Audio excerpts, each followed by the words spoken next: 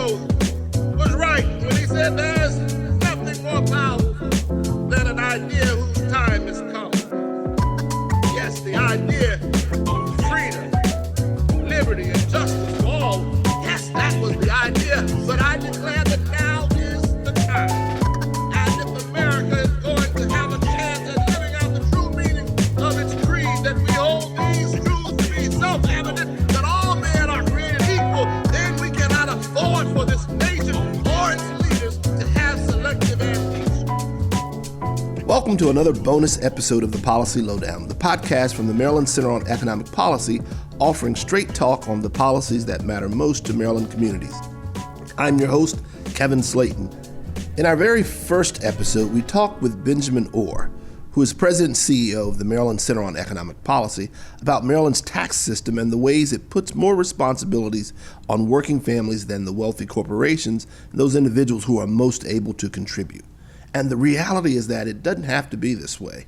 The Maryland Center on Economic Policy recently put out a report called The Roadmap for Tax Justice, and it shows just how we can reform our tax system so that large profitable corporations and the wealthy pay what they truly owe, while also expanding opportunity by creating robust working family tax credits that help families make ends meet. So we're excited today to have joining me once again is MedCep research analyst Christopher Meyer. Christopher researched and wrote this report. Welcome back to the Policy Lowdown, Chris. Thank you, Kevin. It's always a pleasure. We will also be talking later in the program with some of the legislators in Annapolis who are working hard to make a fair tax system a reality. But first, Chris, what is the overall goal of the Roadmap for Tax Justice? So we know the tax system we have today is inequitable. In past episodes, you've heard me say, and I'll say it again, that the tax code we have now is upside down. It allows the wealthiest 1% of Maryland households to pay a smaller share of their income in state and local taxes than any other income group does. And it also makes it harder for our communities to thrive because the state doesn't have enough resources to invest in basic services. For decades, wealthy corporations have rigged the rules to avoid paying taxes, putting most of the responsibility for funding our schools, healthcare, roads and transit on working families and small businesses. Our tax code also does little to push back on racial inequities. Because of deep-seated structural barriers in our economy, Marylanders of color, particularly Black Marylanders, generally have lower incomes and less household wealth than their white counterparts. Nationwide, the wealthiest 10% of white households control nearly 2/3 of household wealth. Big picture, the roadmap would address this imbalance by ending policies that favor large corporations and the wealthy and expanding state tax credits for working families.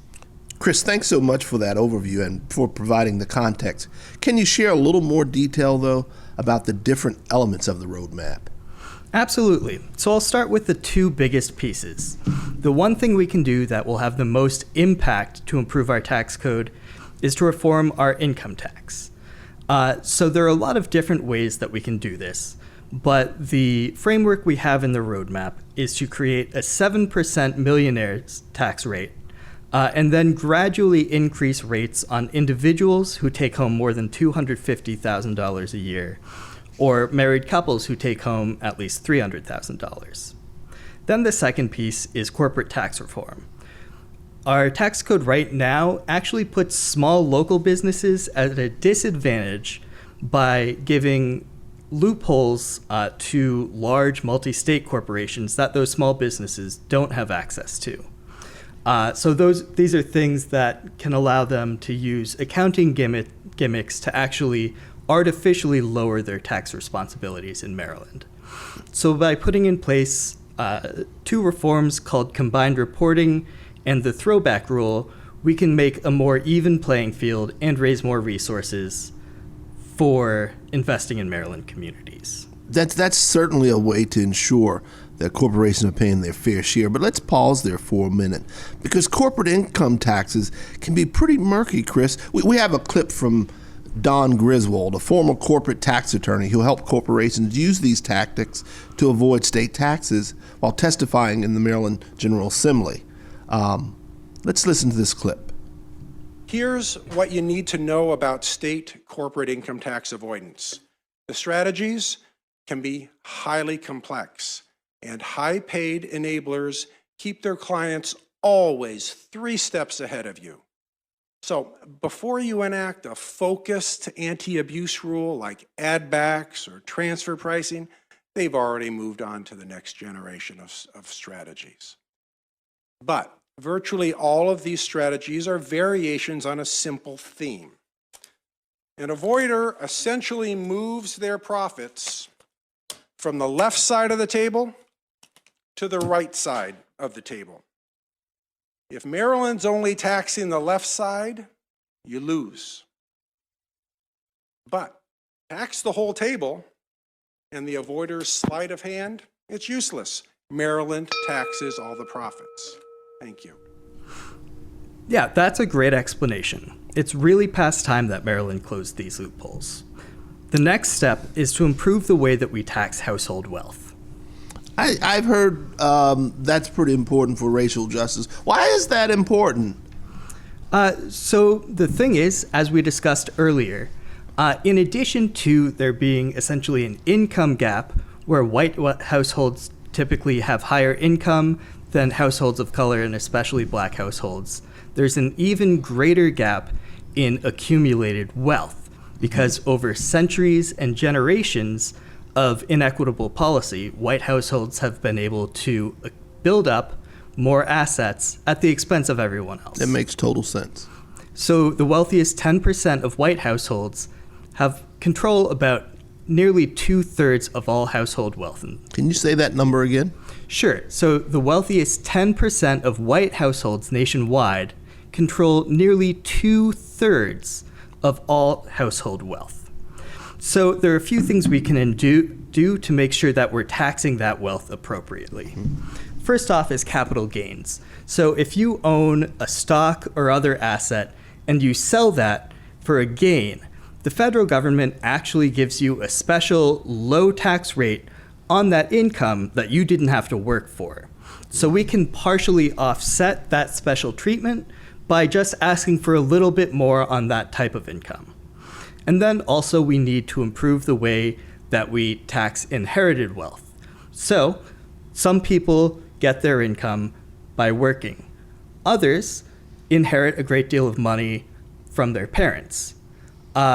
We actually in 2014 significantly weakened our estate tax, exempting lots of multimillionaire heirs from paying any tax and also giving a large tax break to some of the heirs that still do pay a tax.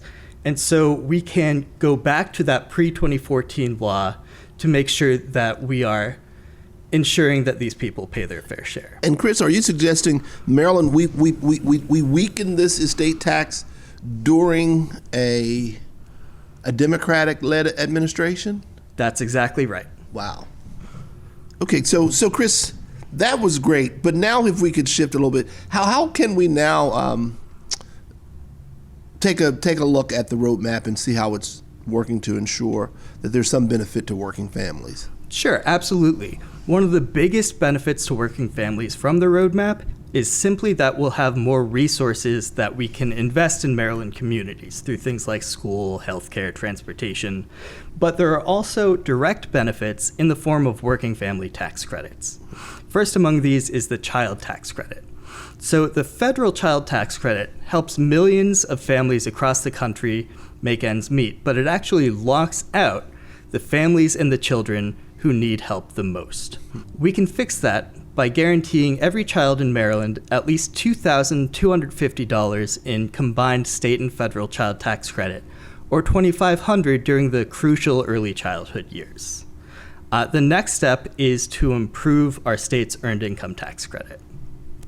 I heard that's pretty good policy. Could you say more about that? Sure. So our state earned income tax credit, or EITC, creates a lot of benefits. But right now, it's structured in sort of an overcomplicated way.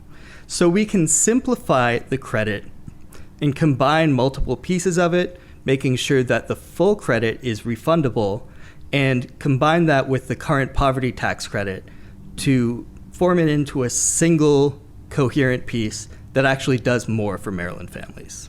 That's a lot. But I appreciate you sharing it. Chris, where can we find a copy of that roadmap? You can visit our website to read the full report and to see a shorter summary. Thanks so much. Thanks again for joining us, for sharing this clear vision for what a fair tax system would look like. Now we're going to hear from a couple of Maryland legislators who are currently working to enact some of these policies down in Annapolis. We're glad to be joined today by our state delegate, Jheanelle Wilkins, who represents Montgomery County. Thank you so much for having me. I'm looking forward to our conversation. So am I. Could you tell us about yourself, where you represent, why you represent, where you represent, what it means to represent that area? Sure, absolutely. I proudly represent District 20, which is the Silver Spring Tacoma Park area of Montgomery County. And I was born in Kingston, Jamaica. I'm an immigrant. My family moved to the United States when I was 5 years old. Before I was even born, my family was undocumented in this country. And it is really impactful how policy changes, the fact that a federal law passed to bring my family out of the shadows in this country before I was even born, helped create a pathway for me to be here. So I have always been passionate about policy, about how we use policy as a tool to impact and change people's lives. Because when the bills and the issues that we consider here in the legislature, a lot of them really are life or death, or they create or prevent opportunity for various communities. So I'm proud to serve in several roles here in the House. I'm the vice chair of the Ways and Means Committee, and the Ways and Means Committee deals with taxes, deals with election law, gambling issues, as well as education. So we're dealing with some really important legislation in this committee, and everything that has to do with those bills, anything on those topics, come to us in the House Ways and Means Committee.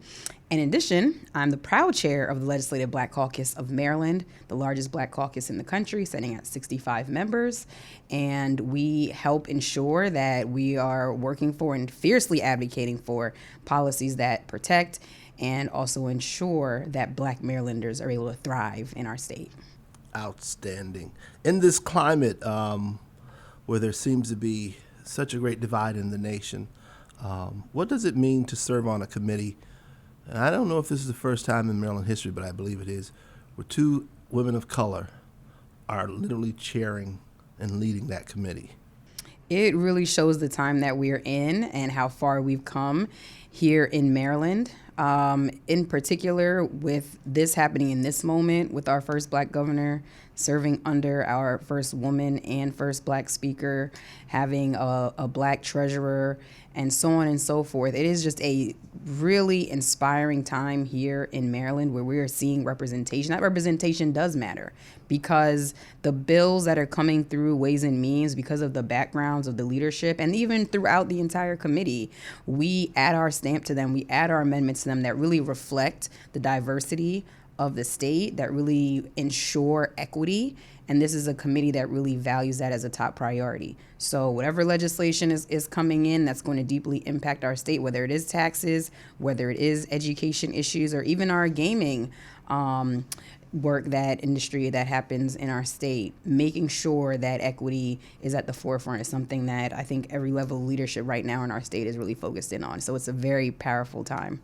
Great. I'm extremely proud of my African-American heritage, but you have made me think on today how cool it is to represent Jamaica in Annapolis, from our state governor all the way to your leadership. Yes, Jamaicans are secretly running things here in the clearly, state of Maryland. Clearly they are. Clearly they are. The 90-day session, in the words of T.I. the rapper, hopefully folks don't cancel me for saying that, he said it's all about the money. It's 90 days. Historically, we get sidetracked by issues in our community that impact us in other ways, sometimes failing to recognize that this $1 billion of it are at stake. So over the last few years, you've introduced several pieces of legislation that would help make Maryland's tax system in particular more equitable, including restoring the millionaire estates tax and expanding the state's earned income tax. That's powerful, being in Montgomery County. That's bold for securing that for the lowest income earners in our state. Share, why did you do that?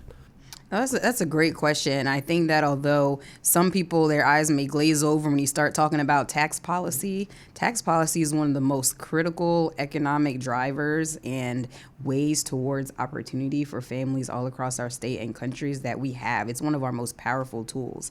And I've learned so much about taxes and tax policy serving on the Ways and Means Committee, which again is the committee of jurisdiction around taxing issues. And what we have is that we utilize taxes in our state to incentivize behavior, to help support various communities that need it. We provide tax credits in order to help people to take certain actions that we view as a priority. We provide exemptions in order to give relief to certain types of community or groups or different characteristics. But every single one of these decisions, it really is impactful in terms of who are the winners, who end up being challenged financially in our community, and whether they create wealth or really create barriers for people. And so I've introduced these bills because as a policy of the state, it is absolutely critical that our tax policy drives towards equity. So when we talk about the Earned Income Tax Credit, which is the most proven anti-poverty tool, those are the lowest income working people in our entire state. And making sure that they are not overpaying, that they are not, that they are able to keep the money in their pockets and then utilize that to then put back into our economy is something that I think is so important. And we've been able to work with the governor this legislative session. That bill has moved forward to expand and permanently expand our earned income tax credit. With the estate tax, in that bill, we're talking about our wealthiest. We're talking about people who are able to pass on inheritances and estates that are in the millions and millions of dollars. And right now we exempt 5 million of that. And at a time where in our state we have a shortfall of almost $600 million, it is very important that our tax exemptions for those who are wealthier, who are passing on millions in property to their loved ones, that we are collecting our fair share. So that bill reduces the exemption to $1 million. That's an excellent bill. I will just, on that note, I think we can end here too. Politically for you, how does that work in Montgomery County, being the one who is pushing particularly the estate tax bill? Because I think there's a learning opportunity for other legislators, your colleagues, who I think want to support legislation that allows folks to pay their fair share, but politically it may not be as expedient. How do you navigate that tightrope? Sure, absolutely. Well, one thing I always make sure that my priorities are super clear, whether it's when we're running for office, sharing the redistribution of wealth, having more progressive tax policies and things like that. I think it's important to put it out there, out front, so that residents know and understand sort of what they're getting into and how I will represent them. So that has been something that I felt was really critical to do.